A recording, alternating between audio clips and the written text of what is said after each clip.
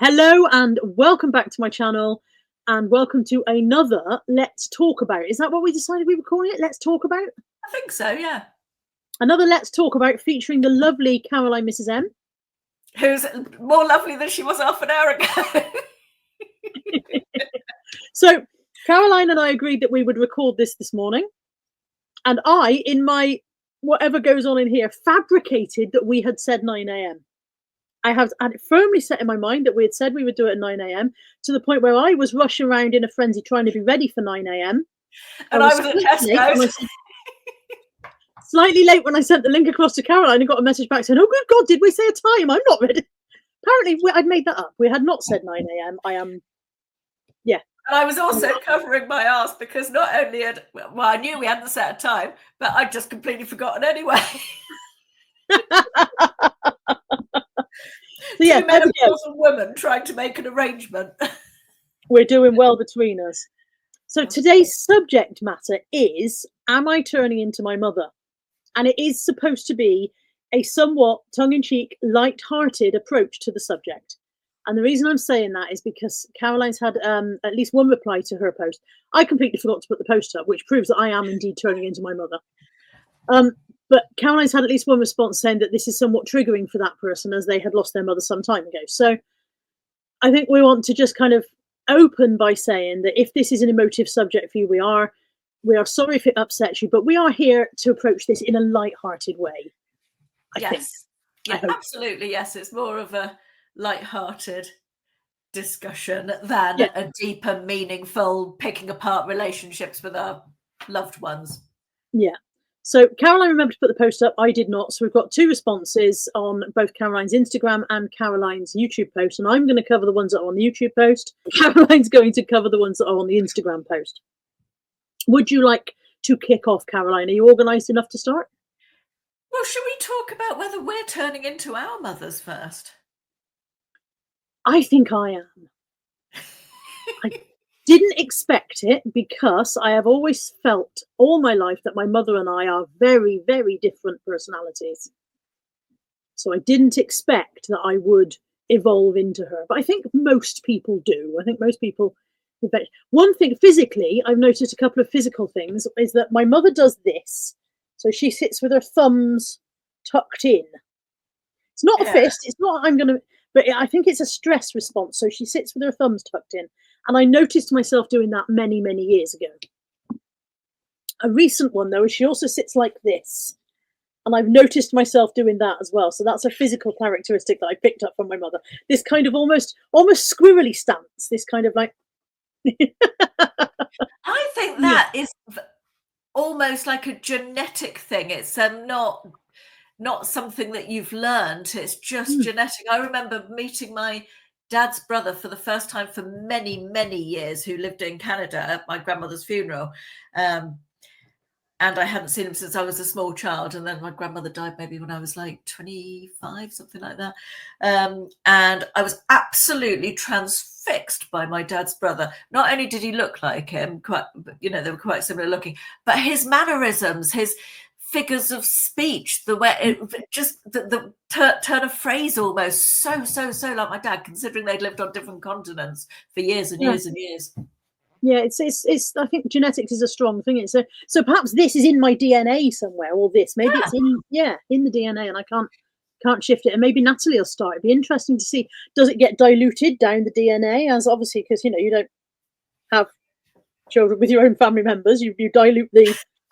Well, hopefully you dilute the DNA, don't you? Every time you. Yeah, you do, but you're making one new set of DNA strands. Yeah, but I think there is quite a lot of that. Changing the subject a little bit. I remember my mother my grandmother, my mum's mum, lived with us. She had a granny annex on the side of our house. So my mum spent a lot of time with my grandmother over a lot of years. And she did, much as they got on well and she loved her mother, I think she found her quite annoying as she aged. And I remember my mum having a list. She made a list of things she wasn't going to do when she got old. My mother like, for example, I'm sure my mum won't mind me mentioning this. um, that when they went shopping together, she would take my grandmother shopping, and my grandmother, rather than look, let's say they're in a clothes shop, for example, rather than look at things that would interest her, she just followed my mum around and pulled out the same things that my mum was looking Yeah. at. And it really annoyed my mum. And you know when things irritate you like that, and then you're just almost sort of looking out for them because you know they're going to happen. And that was one of the things she put on her list that she wasn't going to do when she got. I can vouch for the fact that she's 82 now. She doesn't do that when we go shopping together. It's funny you should say that, because there are several things that my mother has done. Now, I am a short-tempered person. I am easily irritated. No. I am open to my own flaws. I've done an awful lot of psychoanalysis and looked. I know where my flaws are, and I know that I'm short-tempered and easily irritated.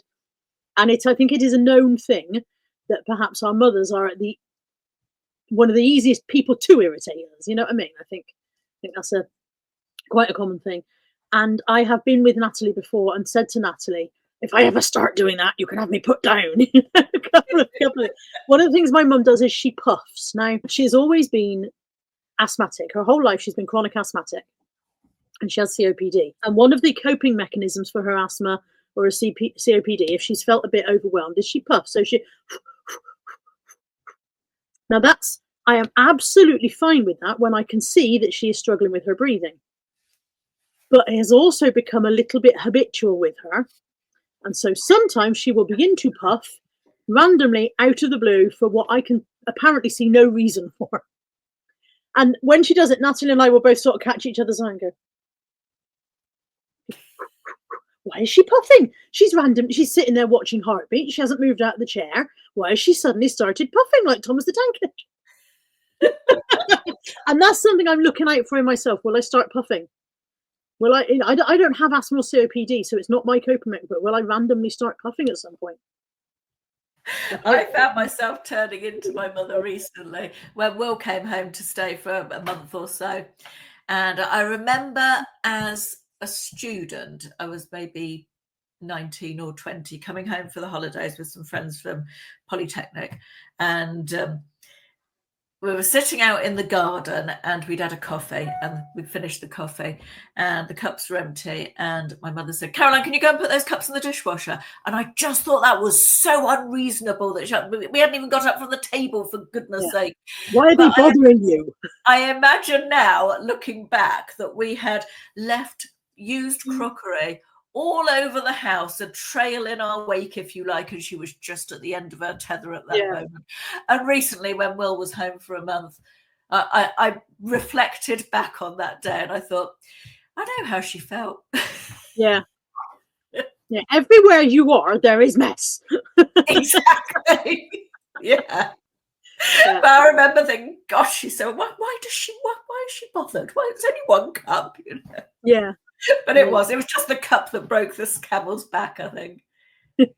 So do you think you've got any physical characteristics from your mum or habits that you think you've picked up? Without a doubt. I think it's hard to see it in yourself, but we're both, like you were just saying about being quick-tempered, short-tempered, we are both quite quick to anger and very quick to say our piece and get over it and move on. We are both very much like that. My dad was the opposite of that. My dad was a bit more of a grudge holder. I don't know if that's a male-female thing, but maybe, because my dad was the same. My dad could stay annoyed with you for months. Yeah. Whereas I'm like, and it's gone. Yeah. So whether that's a female thing or whether that's just me and my mum being the same, I don't know, but I'm sure there's loads of ways that I'm like, I don't really like waste. Like, I like to use everything up and make the most of everything. I think that's a trait or a characteristic that I've got from my mum. She definitely, was a post-war child, or during the war and post-war. I think things were different then, weren't they? And I think that's a very hard mentality to. I think that's. I'm quite glad I have got that. That's something I like. Yeah, that's it. Our generation are the children of the people who watched people lose everything and lived through the years when there was nothing. So literally years where you reused every single thing because there were so many shortages. We are the children of those people. So I guess that's something else that will probably get diluted down a bit through the generations, although we are moving towards a less waste world, aren't we? You know, people are becoming aware of the dangers of the I don't know if we are or not. I think I'm just going off at a complete tangent here. I feel like Will's generation, particularly, what are they, Gen Z, I don't know what they call them all now, but that generation, sort of in their 20s, Natalie and Will's generation. Natalie's a millennial. Yeah, Will's a millennial as well, because he was born 2000, and it goes up to, so anyway, that generation, and perhaps the one after them as well, I'm not entirely sure about that, but that generation particularly, they will, for example, there'll be a fridge full of food that needs eating up, and rather than use that up, they would rather that went off and they had their takeaway delivery from McDonald's or whatever they're having. Is Natalie like that as well? No, Is that you? Is that you? Is it? That's me. And but that fights with the other side of sorry. Are you all right? You're coughing away today. That side of me fights with the frugal side of me. I am so annoyed with myself for the waste, and yet I still will do it. So I'm kind of on the cusp of that kind of like, my brain wants to be no food waste, use it all up. And but my the lazy side of my brain goes, yeah, but I don't want to, can't be bothered. So then I'm constantly angry with myself, like constantly going through the fridge, throwing away stuff that's out of date and should have been used, and annoyed with myself about it. Yeah, I think I need to stop buying food in. Maybe you're a millennial then. maybe I'm immature. Possible. I don't know. My mother. That was right off topic, wasn't it? So when it comes to food waste, my mother has combated her propensity to waste food by stopping buying it. Literally, like, I open my mother's fridge now, and it's an empty wasteland. And I'm like, you haven't got any food? She said, well, I wasn't eating it, so I stopped. We haven't bought any ham? No, I wasn't eating it, so I stopped buying it. You haven't bought any bread? Yeah, I wasn't eating it, so I stopped buying it. So what are you eating? Rocky bars and bananas is the answer, but that's a whole other thing, isn't it? Because I don't think I'll turn into my mother to that extent, where she, I don't know. Your dad did all the cooking, didn't he, though? So she's not. My dad did all the cooking, and I thought it was because he wanted to, and now I think it was because he would have starved to death if he didn't. This bit of hair's really irritated me. Sorry if anyone's irritated with me playing with it. Yeah, I think we always thought it was because he wanted to, and I think it was because he realised he wouldn't get fed unless he did. Because my mother has no interest in the kitchen. It's just another room in the house. She has no interest in food. If I take her out for a meal and put a meal in front of her, she'll eat it quite happily. But she's no interest in cooking. She's not interested in looking at food, buying food. It's just absolutely. And she says, I have no appetite. And I say, well, I don't think that's true, Mum, because if I put a meal in front of you, eat it, enjoy it. I think you have no interest, which is different. Yeah. And I can't imagine I will turn into her in that respect, because I have what would border on an unhealthy interest in food. In cake specifically. Yeah. Yeah, it's interesting, isn't it? I want to read you out this. Somebody sent me a message on Instagram in response, and I just loved this. It was from a lady called Jill Wilson, and she says, this is probably quite niche. My mother in later life began wearing her bra over a vest, something myself and my two sisters could not understand. She never told us why, only saying, one day, children, it will all become clear. Well, that day arrived about 10 years ago when the good Lord decided to provide me with voluminous boobs during my menopause. He or she, you now need to be mindful of gender stereotypes, I'm told, must have had a sense of humour as I'm now 69. Could have done with them when I was younger, just saying. I now understand her words, though. On goes the vest and then the bra. Ah, such comfort. No lace lacerating your skin or bones bruising your ribs. I can confidently say I'm now my mother. I think that's a light bulb moment. I think yes. I'm not going to lie, I actually thought about that at some length. I listened to that whole thing, assuming that it was because when she said that she was menopausal, that she was having hot flushes and sweating, and that she found the vest useful next to the skin. But listen, when you got to the end, she said no lace scratching and no. Yeah, that's genius. It is. Right, where do I get vests? I'm off to buy vests. I love that. Thank you, Jill Wilson's mum. Thank you, Jill Wilson's mum. You've changed my life. Brilliant. Just blown away by that. That's genius. That was my favourite response of all of them. That's fabulous. I've got one here from Kim Astin. She says, "Morning, Caroline," because obviously it was on your post because I forgot to do mine. "I do think as we age, we do seem to get like our mothers. I think it's more of an age thing. We say things about our younger generations that I'm sure older people said about us when we were young and carefree. I do think I look on life in a different way when I listen to young single mothers bringing their children up, which I do think is a very hard thing to do, as I did it myself. I brought 2 children up on my own, which, looking back, I don't know how I did it. But both of them have good, successful lives. Young mums are on the TV and in the news saying how they cannot feed their children or clothe them, but they are sat there with an iPhone in their hands and their hair and nails professionally done. So yes, I may be more like my mum than I wish to be." I think that there's an awful lot to unpack out of that. I find myself nodding along with quite a lot of it. Yeah. The comment about people having an iPhone in their hands is that's a tricky one. It is tempting for people of the pre-phone generation to go, "Well, you wasted money on that phone," and then you're saying you're skint. But I think it's important to realize how much of modern life you cannot access without a phone or the internet. So people tend to look at, when people say they haven't got any money, you tend to look and go, "Well, you've got a phone, so you must have some money." But without the phone, you cannot access all sorts of things, even down to making doctor's appointments and stuff like that. So much of it is done online or via apps and things nowadays that the phone is actually an essential. And it's difficult for people. Sorry, just to interrupt, but do you not think perhaps the latest iPhone, you definitely don't need the latest iPhone, do you, to make a doctor's appointment? You probably don't need the latest iPhone, but you can't access older phones that easily. You can buy them secondhand, but somebody's already knackered them. You know, by the time somebody is getting rid of their phone, it's usually because it's not actually that great anymore. The battery doesn't hold for more than 5 minutes or whatever. Whereas you can access a new phone on a pay monthly basis. You can access a brand new phone without having to lay out a lot of money. Yeah, so I think it's important to think when we look at people, "You've got a brand new phone." Yes, because that's the cheapest way I can have a phone. Having a brand new one is actually the cheapest way I can access a phone. And even things like, you know, look at young mums and they've got kids in school. So much of it is done via the parents' WhatsApp group or by the school app or anything like that. If you've got a kid in nursery, then you are updated throughout the day on the parents' app and things like that. And I think it's difficult for people of previous generations to look at that and realize how much of a necessity it is. It looks like a luxury, but for modern day living, it's become a necessity.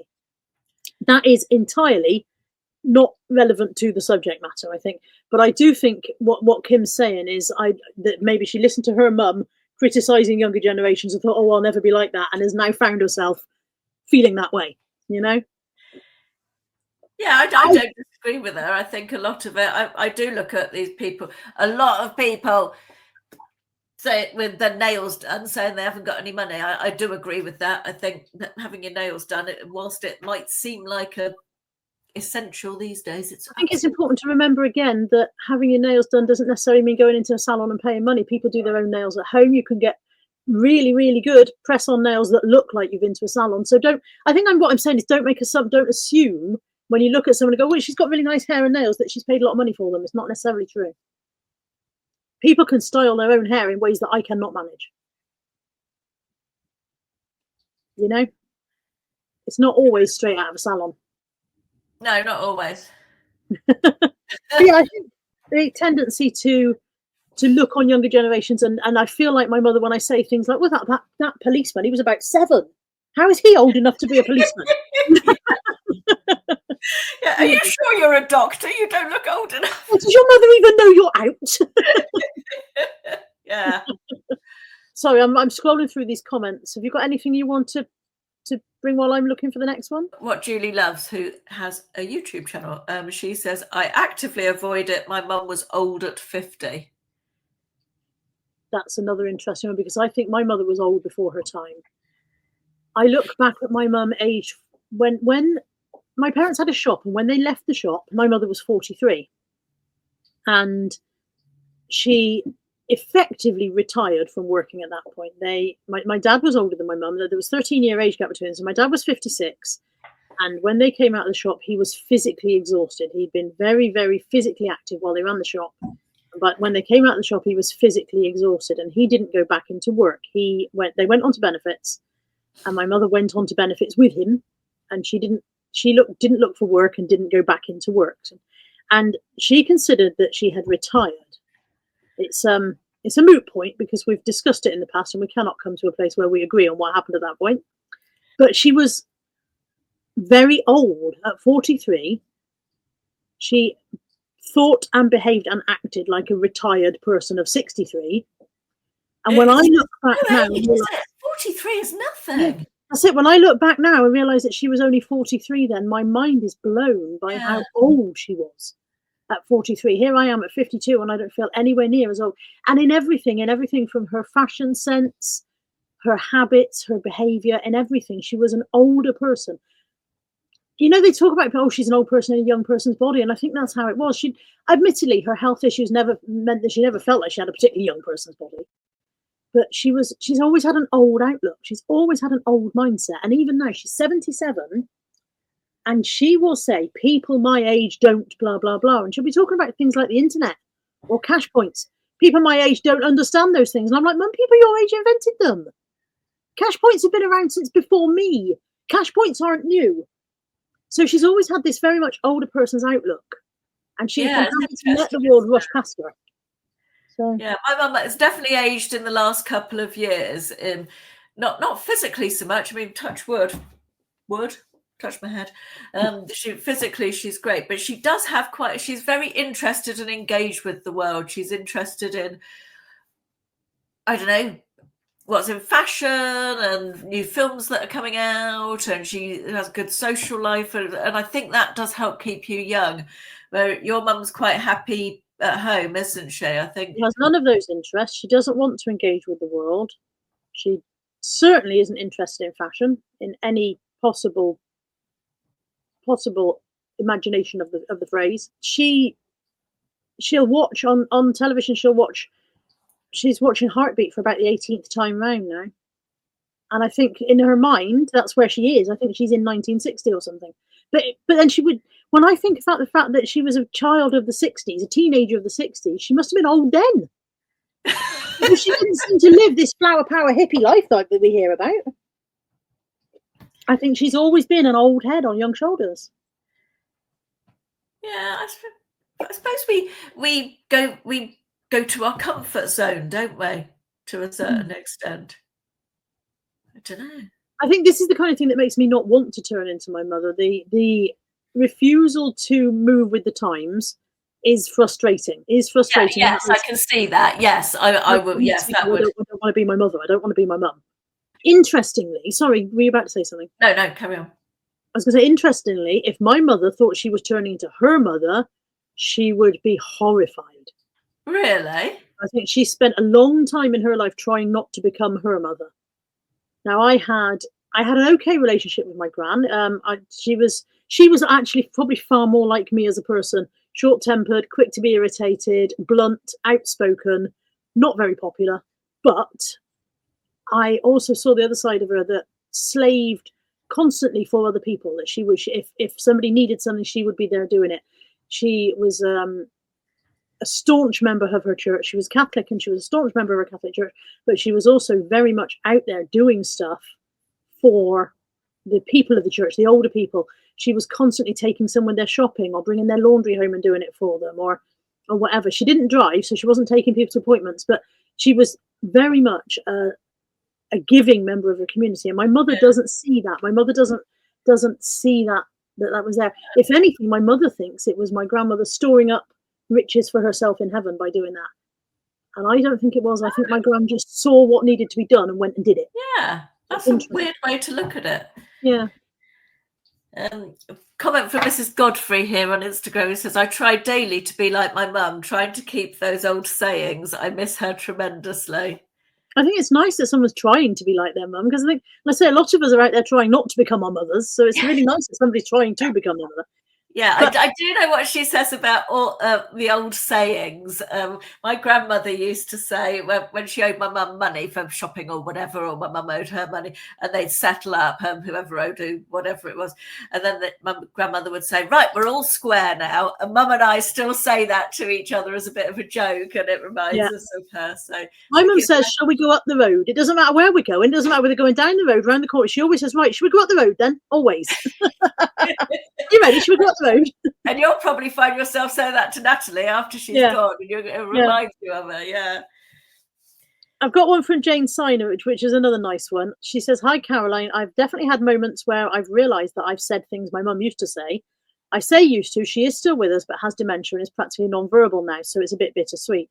My mum had a terrible upbringing in the laundries of Ireland with the Magdalen nuns from the age of 7 when her mother died until 16 when they kicked her out and she came to England. But despite that, she was the kindest, sweetest mum stroke lady anyone could wish for. So I actually think it's a compliment if someone says, 'You sound just like your mum.'" Isn't that nice? Yeah. Yeah, that is lovely. Yeah. It's love to. I really like these videos because it's nice to hear other people's stories, and Yeah. that's yeah. Another one in a similar vein. Alison Riley says, "It's an emotive topic for me personally, as my mum died after dementia swiftly ripped her up in front of me. Each day was a different one. She is now at peace. I cared for her moving out of my own home for nearly 3 years. I wish I were half the woman she was, and perhaps regret I didn't follow her into nursing. I am very like her, and my siblings laugh when I say certain things. She was my best friend and my mum too. I miss her so much. On my mum's side is a strong line of females." Stop it. Hang on. Bear with. Oh God, are you "On my all right? mum's side is a strong line of females, including great granny who ran away twice from home to be a nurse, and I believe further back some were suffragettes. I had that streak when I was younger. I remain very proud that I could provide the care for her so she remained in her own home until her heart was saying it's time. Every robin I see is a reminder she's still around." That's That's, lovely. And I went, I'm afraid. Halfway through, I went and had to stop and regroup. that is lovely, isn't it? Yes. Yeah. That is lovely. Fiona Fraser says it's inevitable whether you like it or not, which It is. and Sue Homebody has just responded with one word: never! Exclamation There we mark. go. Some of us would love to become. I wonder if it depends on the relationship you have with your mum, whether you Yeah, want to become her or not, I guess. obviously, yes. Merlin's twin says, "My mother had a sort of nervous laugh, although she really wasn't a nervous person by nature. It was a kind of reaction laugh that drove me crazy, and now I hear it in myself. Karma. But my mother was the most forgiving person I know. I try to live up to that, and I miss her so much. Thank you, Caroline and Carla. Great topic." I hate my laugh. When I'm editing, I frequently cut out huge chunks of my laugh because listening to my own laugh back drives me mad. And I wonder if Natalie also hates my laugh and hopes she doesn't get it. She's at work, so I can't ask her. I hate. There's another editing thing. I hate it when I say anyway. Do you? I'm telling you that because I want to know if you I'll look notice out me for it now. saying that. Do I I say haven't that? noticed you saying it. The only one I've noticed you saying it, but I digress. That's the Oh one I've God, noticed you saying so many times. But I digress. it's because I digress a lot. The amount of ums I take out when I'm editing. Oh, So, loads. that can go, that can go, that can go. I filmed a Temu video yesterday or the day, but no, I edited it yesterday. And the amount of times I went, and next we've got Yeah. Caroline, say something different for God's sake. I must have taken out 15 of those. I've got So- one from LMRSM. L Mrs. M? L Mrs. M, maybe? I'm not sure if I'm pronouncing. It says, "My mum used to say, 'Is that new?' whenever I wore something different." My mum does that. My mum does Yeah, that. "Is that new?" No. same. Maybe it's just a mum thing, because same. I heard myself saying it to one of my sons only the other day. It's also more like mum looking back at me in the mirror these days. I only wish I'd inherited her lovely skin rather than the wrinkles that my granddaughter loves counting. Funnily enough, Sandra's life bit says, "I think it's inevitable. As I get older, every time I pass the mirror, I see my mum looking back at me." Yeah. I'm looking more and more like my Uncle John, which is my mum's brother. More and more like him. It's very worrying because he was a plainish middle-aged man. So, but But I have my mother's concentration face. When my mum concentrates, she does this. Oh, with the tongue, yeah. And I found myself doing it as well. Yeah.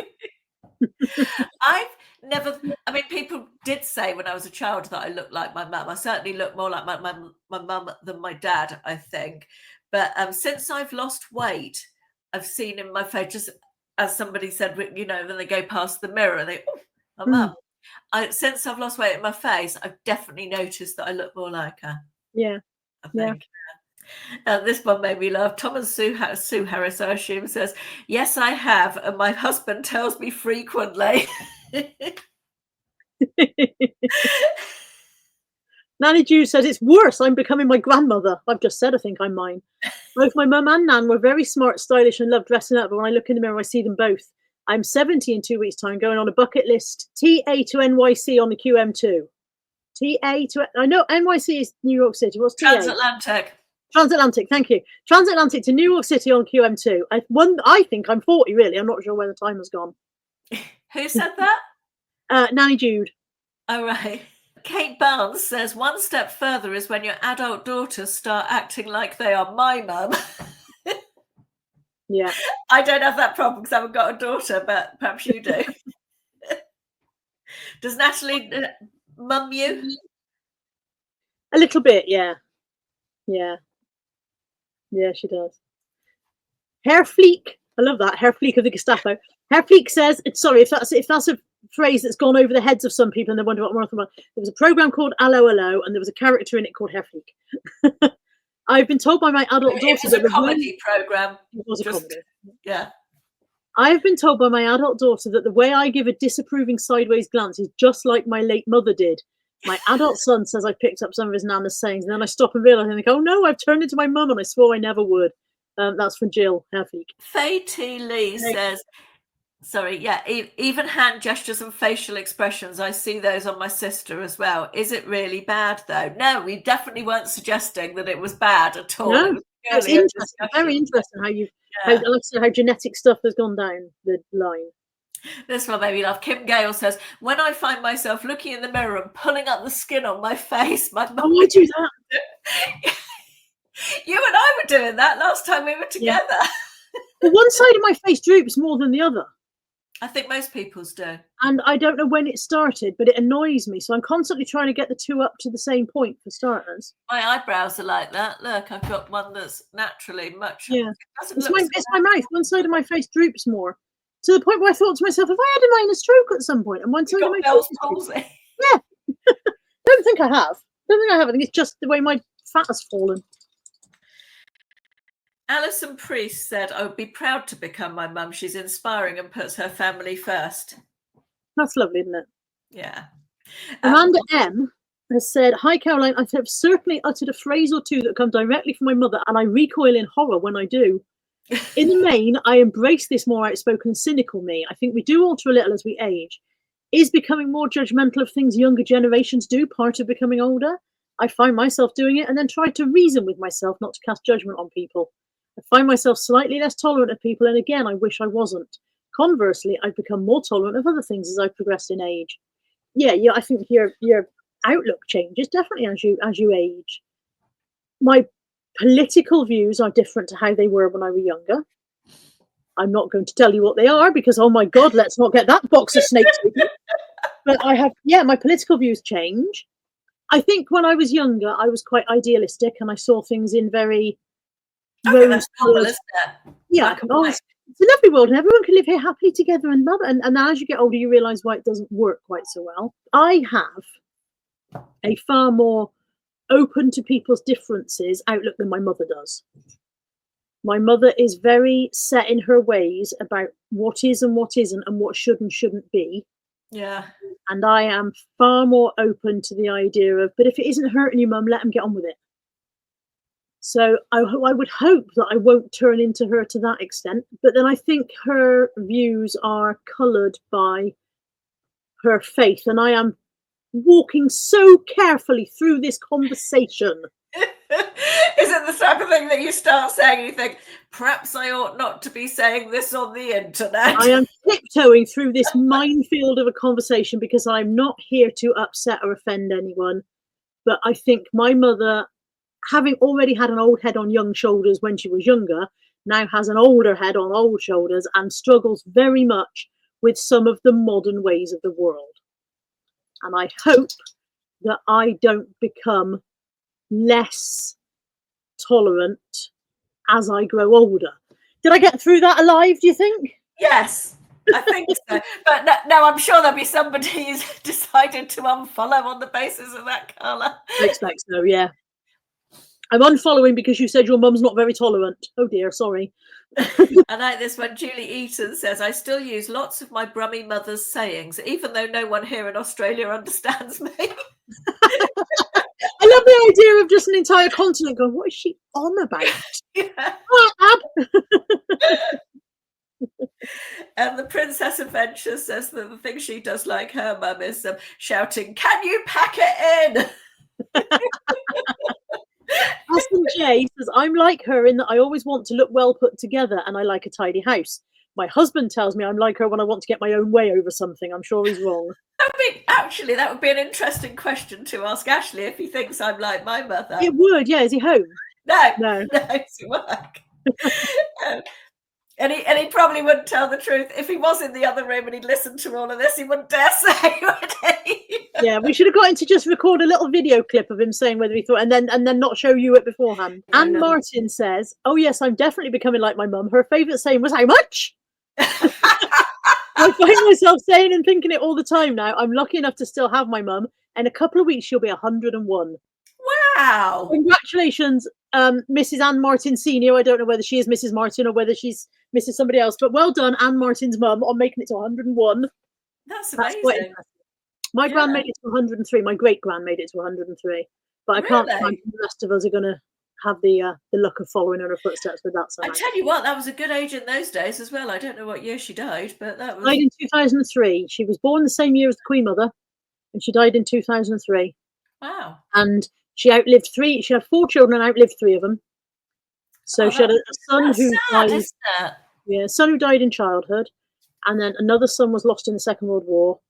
And then my gran, her daughter, died 6 months before she did. And we think she probably would have gone on a couple more years if my gran hadn't died. I think she went, oh God, I've had enough of this. Everybody's, because she and my gran were very close. Yeah. They had remained incredibly close their whole lives. And I think when Granny Thomas died, Granny Hammond went, oh, I've had enough now. Yeah. So, but yeah, 103. She was about 2 weeks short of her 103rd birthday. That's a good old age. Yeah. But I said, I can't imagine that the genetics have gone down the line quite so strongly that I'm going to make it there. I'm not sure you'd want to, would you, Carla? She led quite a healthy life generally. I think she kept herself busy. She definitely kept her mind busy. I'm not sure I want to live to 100. Sorry? I'm not sure I want to live to 100. Yeah, I don't know if she was happy about it. It never occurred to me that maybe she was fed up and had spent the last 30 years of it going, oh God, how much longer? Interesting, that, isn't it? It is interesting. We're going to segue off. While I digress, I'm going to digress. My mum she's 82 and she's going through, one of her best friends died last week, very sadly. He was 87. But she said to me, which was quite sad, can't remember exactly how she worded it, but I'm just surrounded by my friends dying and getting ill. And unfortunately, that is what happens when you get to a certain age. But yeah, I imagine that does make you go, God, do I want to be the last one left standing? Yeah, my mother doesn't want to go on much longer. Harsh as that sounds, and people will probably be like in the comments or whatever, but literally when you say to my mum, you could have another 20 years, she says, God, I hope not. She's not particularly living what you might say is her best life at the moment, and I think she's bored. But she doesn't want to die of anything unpleasant. Of course, nobody wants to, do they? Because when she says something like that, oh God, I'm ready to go now. And I say, if you're ready to go now, then why did we rush off through that blood test appointment the other day to make sure you were okay? If you're actually, when you say you're ready to go now, you're plainly not, because whenever anything crops up health-wise, you're like, let's get that dealt with. Yeah. So you're not actually ready to go, are you, Mum? Otherwise, you go, oh, lovely, an illness, off I go then. Yeah, so she's obviously not ready to shuffle off just yet, because as soon as anything threatens her existence, she's Yeah, I Yeah, guess it's the thought of it is not quite as appealing when you get into the nitty-gritty. yeah, exactly. Yeah. Thing is, I mean, to not to take this into too sad a moment, but she said to me, "I don't want to.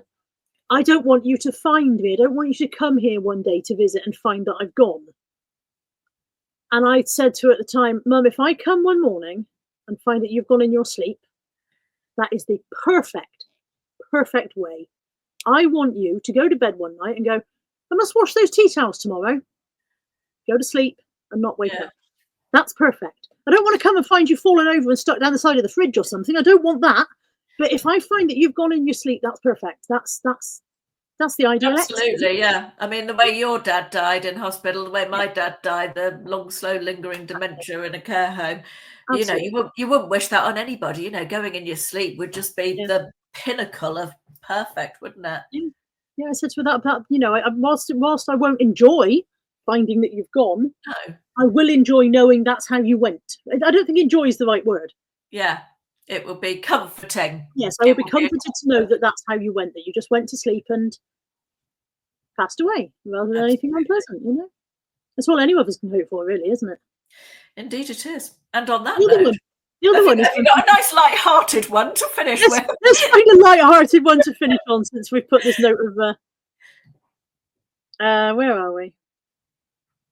I've got Liz Davies. She says, "Hi, Carla and Caroline. I seem to become my mum as soon as she died, as if she inhabited you.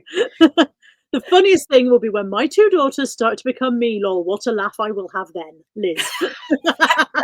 Ah, Quite like that one. Yeah. Have you yes, got there is anything else that you wanted to? I don't think so. I think we've covered most aspects of that subject, haven't we?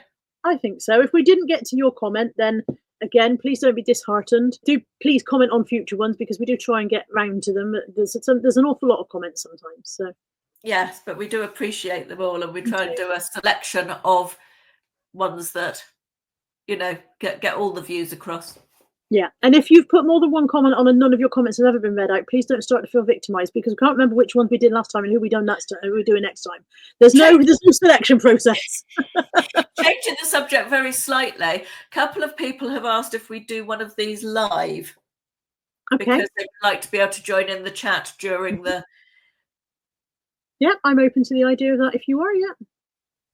I like the ability to edit, but Yeah, no, we would no, have to tread far more carefully through the minefields of conversation if we were live. yes, I think we yes. As if I wasn't treading carefully enough through that last one as it was. I was going to say, but you know, you do tread carefully anyway these days on the internet, but Yeah. it's yeah, that live brings a whole new layer to it. But perhaps we could do just a general chit chatty live, not about a particular subject, Mm. just Yeah. something like that at some Yeah. point. Although we probably neither of us would turn up for it because we're Don't forget we were meant to be here. God. Well, So I think we're done for today, yeah? we are. Lovely. Are you going back to Tesco's to complete your shopping or did you No, manage I've to? done Tesco's. I'm now going to film a video entitled One Dress, 6 Ways to Wear It, or something like that. Can't wait to see that. Is it meant This to be dress, worn 6 ways? eh? Is No, it one of those dresses that got different straps sorry, and things? 6 ways to style it I type of see. thing. Like I say, because you can get multi-way dresses, can't you? You can wear different Yeah, ways. I wouldn't understand those. I will leave you to your recording. Thank you for joining me for this one. Thank you for joining us, everybody. We hope you've enjoyed it. Do leave your comments below, and I will try to remember to put out a post for the next one. Take care. Bye for now. Bye. Bye-bye.